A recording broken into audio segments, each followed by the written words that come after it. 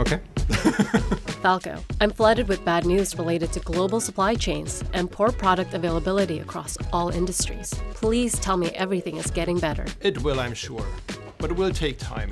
We are all part of a huge transformation. The good old everything, every time, everywhere comes with a lot of costs, some of them new, some of them which were brilliant at ignoring in the past. But I see people, processes and technology adjusting rapidly, and we will all be proud of what we will have achieved very soon. How do companies promote collaboration between procurement and supply chain teams across multiple supply chain tiers? So first, people understand they can only solve things together collaboratively.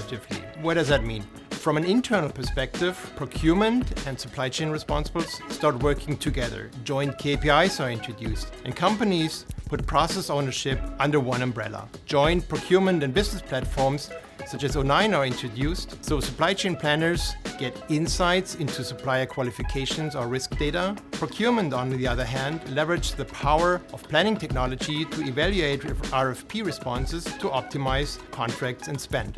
Secondly, people understand that for some of their raw materials, the issue sits very deep in the supply chain, not just with their first tier. They start working collaboratively with all the stakeholders across multiple companies and multiple tiers. What are the main obstacles that companies face around technology limitations and manual collaboration in their procurement processes? There are many reasons, but just to name a few, often there's a trust issue of information being misused. Simple as that. If I tell you who my sub-tier supplier is, you might share this information with a competitor of mine to achieve better prices. On the same note, when introducing a collaborative way of working, there's often a challenge around sharing the value between customers and suppliers. There are technology aspects as well, like inflexibility of solutions and disconnected tool landscapes, which do not allow for evaluating a supplier response immediately and take action, or the level of automation, for example.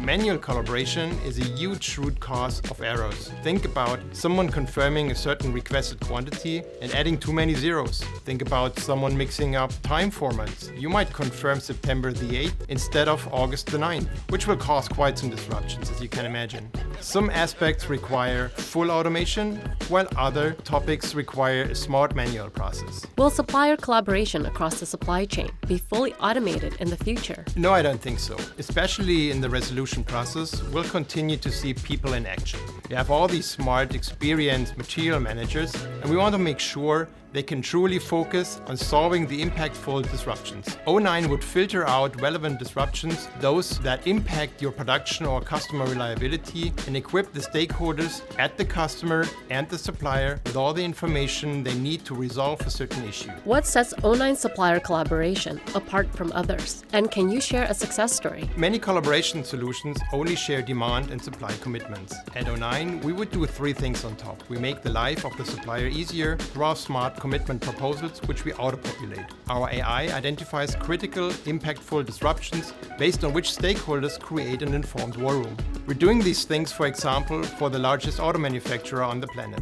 Last but not least, we provide external risk information, geopolitical risks, upcoming strikes, extreme weather, and so forth, in case our connected network identifies them as relevant and impactful.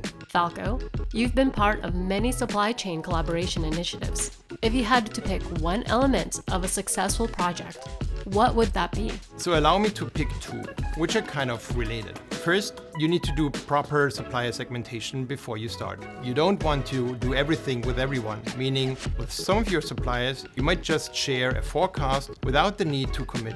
With others, you might want to go multi-tier on capacity and production plan alignment, like many of our customers in the footwear and apparel manufacturing industry do with their key garment and fabric suppliers. The second is supplier onboarding.